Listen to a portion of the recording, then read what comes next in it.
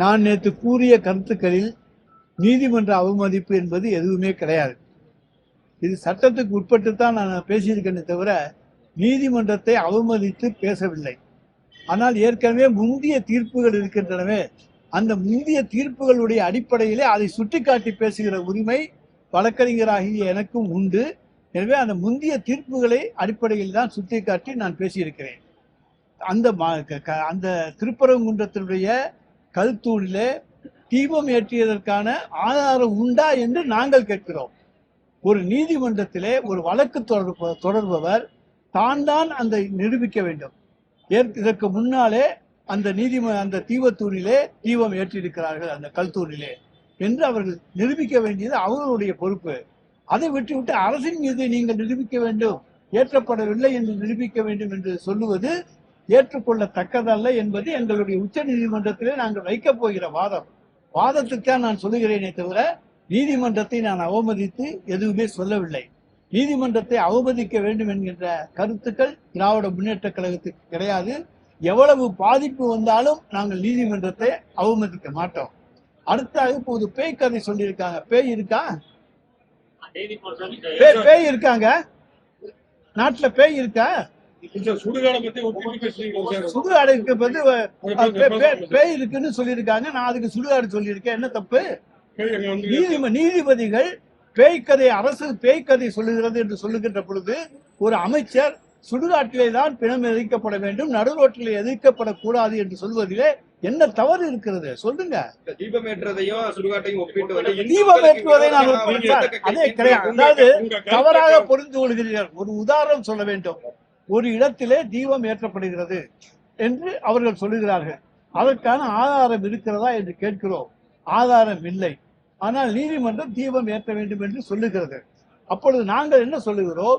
உடனடியாக ஒருவர் நடுரோட்டிலே தான் நான் பிணத்தை எரிக்க வேண்டும் என்று சொன்னால் பிணத்தை எரிக்க சொல்லுவீர்களா? அது சுடுகாட்டிலே தானே எரிக்கப்பட வேண்டும். அதைத்தான் நான் சொல்லி இருக்கிறேனே தவிர நீதிமன்றத்தை அவமதித்து நான் எதுவுமே சொல்லவில்லை. அதுல நீதிமன்ற அவமதிப்பு 1% கூட கிடையாது.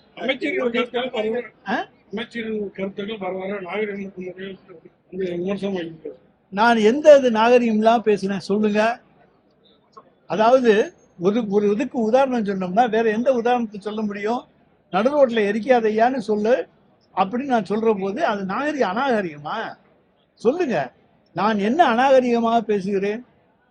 ஏதாச்சும் தவறா பேசியிருக்கேனா? சொல்லுங்க.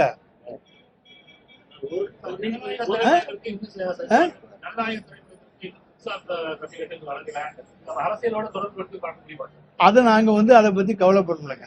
எங்களுக்கு எந்த சினிமா எப்போ வருதுங்கிறதெல்லாம் நாங்க அரசியல் வேலை பார்த்துக்கிட்டு இருக்கோம், தேர்தல் பணி பார்த்துக்கிட்டு இருக்கோம். சினிமா பணியை இப்பொழுது நாங்கள் பார்க்கவில்லை. அரசியலோடு நாங்கள் அதை தொடர்புபடுத்தி பார்க்கல. அந்த பாக்குறவங்க பார்ப்பாங்க, பரவாயில்லைன்னா பார்க்காதவங்க பார்ப்பாங்க. அவ்வளவுதான். ஊழல் நிறைந்த கட்சி திமுக தான் அமித்ஷா விமர்சனம் பண்ணிருக்காரு. சார், அவங்க சொல்றது ஊழல் நிறைந்த கட்சின்னு சொன்னா ஆதாரங்களோடு சொல்ல வேண்டும். சும்மா பொய்யா குற்றச்சாட்டுகளை சொல்லிவிட்டு சொல்லக்கூடாது. திராவிட முன்னேற்ற கழகம் என்ன ஊழல் செஞ்சிருக்கு, எங்கே ஊழல் நடந்திருக்கிறது, அதுக்கு ஆதாரங்கள் இருக்கிறதா? உங்களுக்கு வேணா 3200 கோடி ரூபாய் தேர்தல் நிதி வந்திருக்கு. அது எப்படி வந்துச்சு? அது ஆண்டவனுக்கு தான் தெரியும், அது உங்களுக்கு தான் தெரியும்.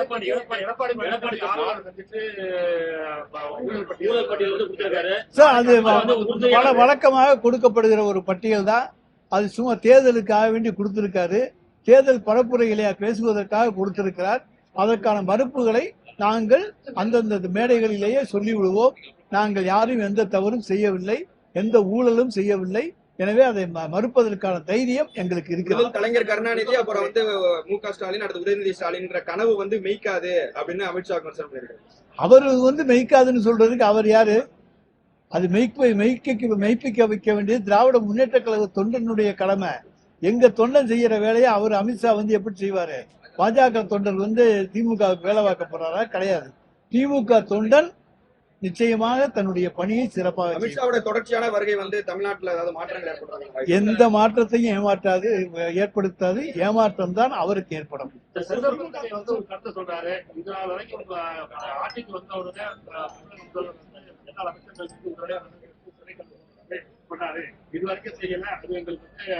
கொஞ்சம் அதிருப்தியா இருக்கு அப்படின்னு ஒரு கருத்தை யாரு சொல்லப்படுது.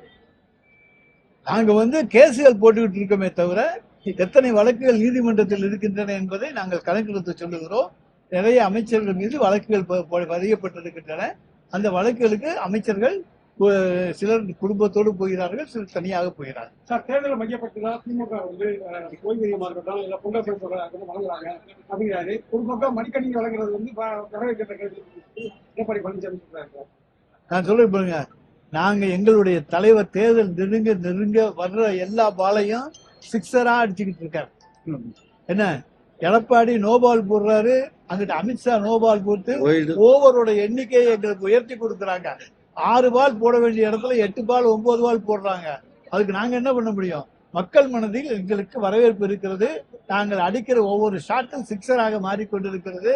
நிச்சயமாக எங்களுடைய வெற்றியை தடுப்பதற்கு எந்த சக்தியாலும் தமிழ்நாட்டில் முடியாது. நாங்கள் அதுக்காக தலைக்கணத்தோடு சொல்லவில்லை, கருவத்தோடு சொல்லவில்லை. மக்களுக்கு பணியாற்றி விட்டு மக்களுடைய மனதை தொட்டு பார்த்து விட்டு சொல்லுகிறோம்.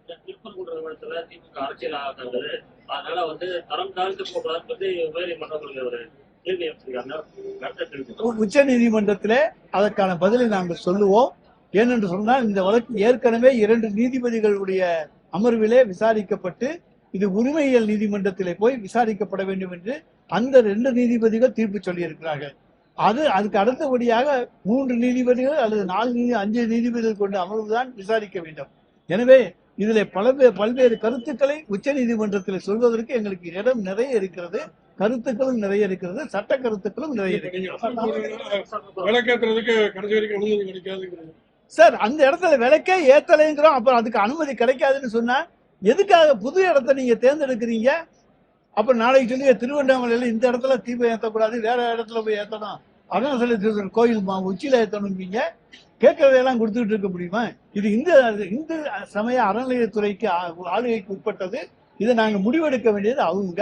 இப்ப நீதிமன்றம் ஒரு தீர்ப்பை சொல்லி இருக்குன்னா தீர்ப்புக்கு கட்டுப்படணும். அது கார்த்திகை தீபம் வர்ற வரைக்கும். அதுக்கு முன்னாலே நாங்க உச்ச நீதிமன்றம் தீர்ப்பு வாங்கியாச்சுன்னா அதை பத்தி கவலை இல்லை. நிச்சயமாக நல்ல தீர்ப்பு வாங்கி விடுவோம்.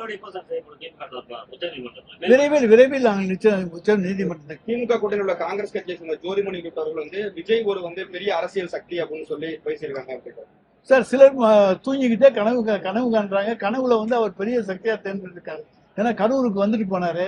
அன்னைக்கு அவங்க தூங்கி இருந்திருப்பாங்க, அதுல பெரிய சக்தியா தெரிவாரு. அது அவங்க தூக்கத்துக்கெல்லாம் கனவுக்கெல்லாம் நாங்க பதில் சொல்ல முடியாது. சார், தாவேகா நிர்வாகிகள் சிபிஐக்கு சம்மன் விசாரணை ஆஜராயிருக்காங்க. இப்ப விஜய் சிபிஐ சம்மன் அதை பத்தி எல்லாம் எங்களுக்கு தெரியாது.